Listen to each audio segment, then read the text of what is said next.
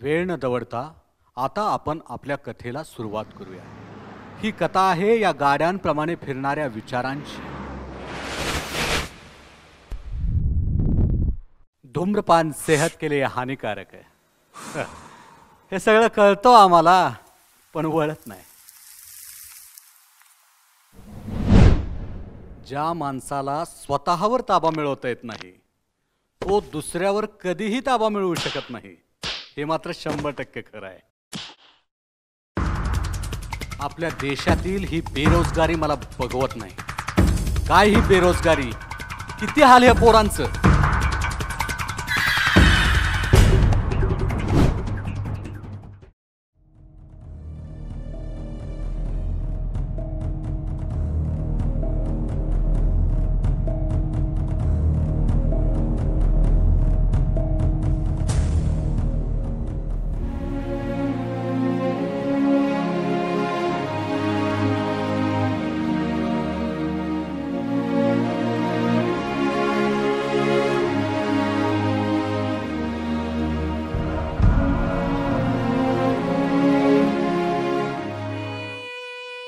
बहात्तर वर्ष झाली देशाला स्वातंत्र्य मिळून।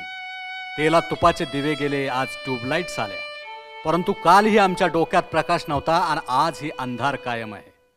आम्ही म्हणतो विज्ञानानं फार मोठी प्रगती केली। अहो विज्ञानानं प्रगती केली हो, ती फक्त अंगावरच्या कपड्यांमध्ये। कपड्यांच्या आतला माणूस या विज्ञानालाही बदलता आला नाही। जसा वारसा हक्क सांगावा तसा हक्क सांगितला जातोय टेबलाखालच्या लाचेवर।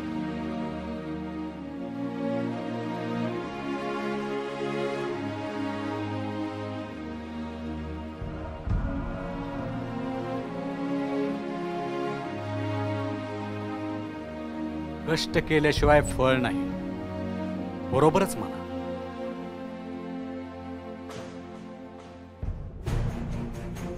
पण ह्या लोकांनी कष्ट करू दिले तर ना, दिले तर फळ मिळेल। मारा मारा मारा मारा मारा आणि एक दिवस फुकट मारा। ह्या भरकटलेल्या जगाला कुठंतरी चांगल्या विचारांची गरज आहे रे।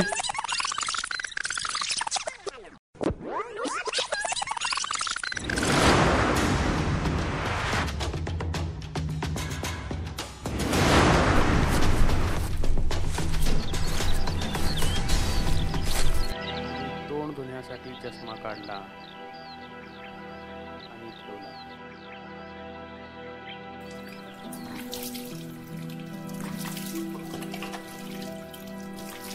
नंतर मी चष्मा उचलून घेणार, पण मी ते विसरलो।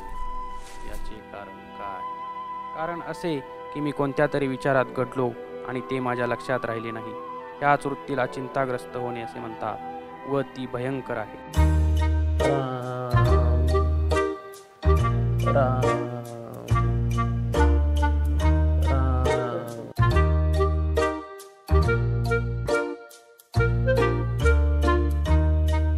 आते बाळ,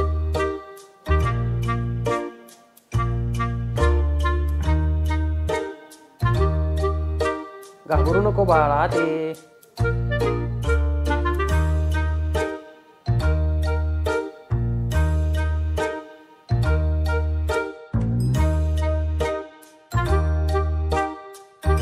उभा कायस, खाली बस। एक विचारू का हो? विचार बाळा। अंधाराची खरंच तुम्हाला भीती वाटत नाही?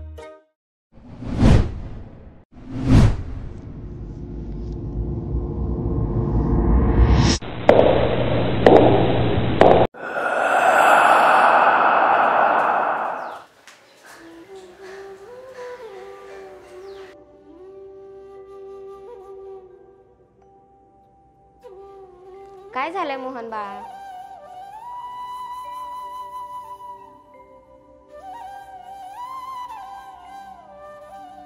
ताई मला भीती वाटते। कशाची भीती वाटते तुला? अंधाराची, भूत पकडून द्यायची। जो कोणी अंधाराला घाबरतो ना त्याने माझे म्हणणे ऐकावे। ज्याला ज्याला अंधाराची भीती वाटते त्यांनी सतत रामनाम मुखात ठेवावे। कोणत्याही प्रकारचे भूत त्याच्या केसालाही धक्का लावू शकत नाही। राम. रामजी तुझं रक्षण करो. सांगा ना बापू, अंधाराची भीती वाटत नाही का?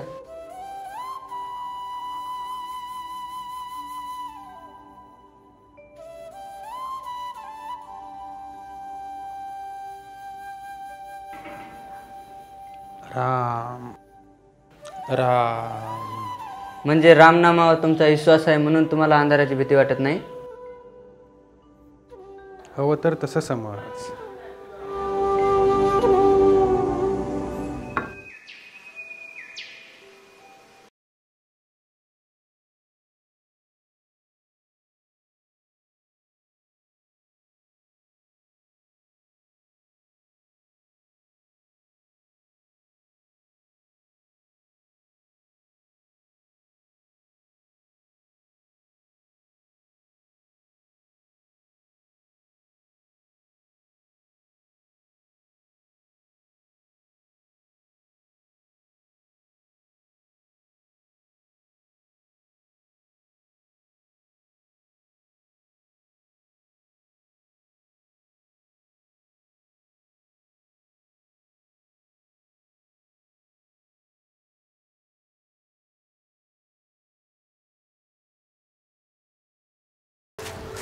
बापू चुकलं माझं. बापू मला माफ करा. चूक तेव्हाच संपते तेव्हा ती दुरुस्त केली जाते. चूक जर दडपून टाकली तर ती गळवांप्रमाणे फुटते आणि भयंकर स्वरूप धारण करते. बापू मी वचन देतो तुम्हाला, यापुढे मी कसलंच वाईट काम करणार नाही.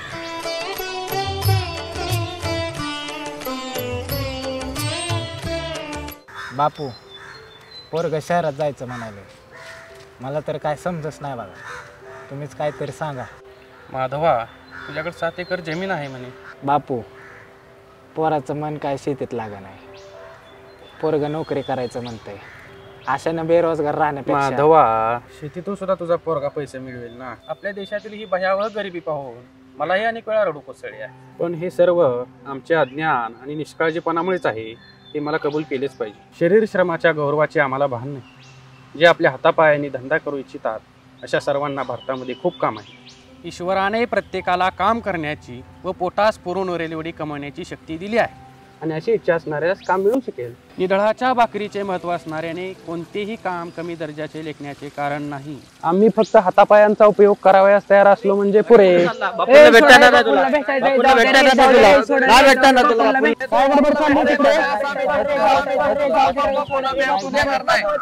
बापू हा माणूस तुम्हाला भेटा यायचं म्हणतोय. मग सोडा ना त्याला. काय झालं बाळा? उठ बाळा, उठ बाळा.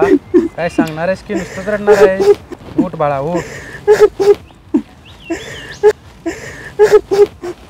बापू माझं जगलं लय अवघड झालंय बापू.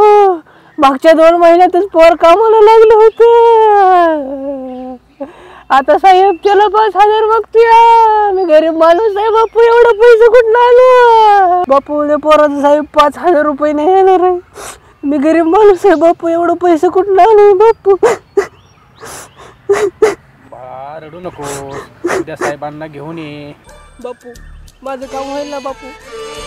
काळजी करू नको बाळा, उद्या साहेबांना घेऊन ये. लय उपकार झाले मग बापू, लय उपकार झाले. मग मी उद्या सांच्या नाही तू साहेबाला घेऊन.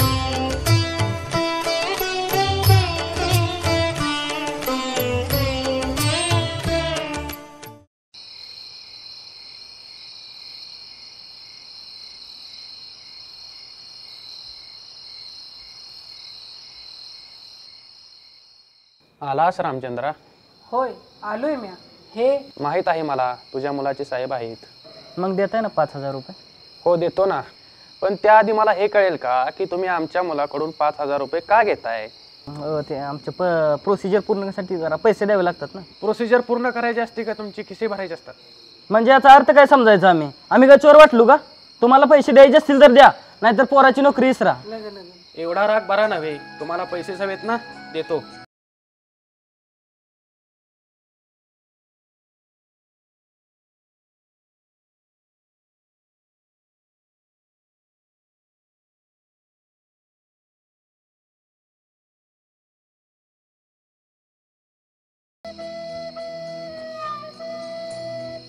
ठीक आहे 10 रुपये.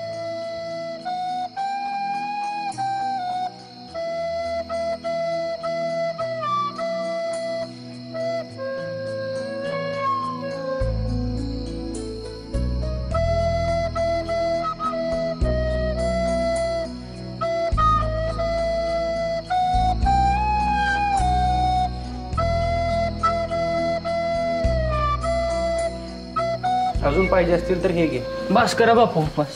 मला माझी चूक खरंच कळली. या फसव्याच्या गड बघून मी फसवेगिरी करायला शिकलो बापू. जगाचे दोष पाहणे हे आपले गुण पाहण्यापेक्षा अधिकच दृष्टपणाचे नाही का?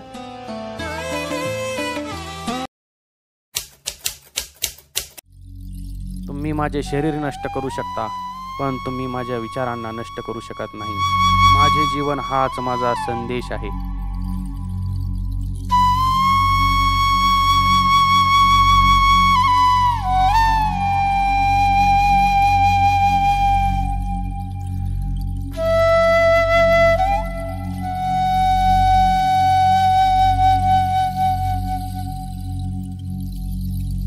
भय व द्वेष यांनी ग्रासलेल्या आणि हिंसा व कपट या मार्गाने चाललेल्या मानवजातीला सर्वसंहारक युद्धापासून वाचवण्याचा एकच मार्ग, तो म्हणजे सत्य व अहिंसा हाच आहे.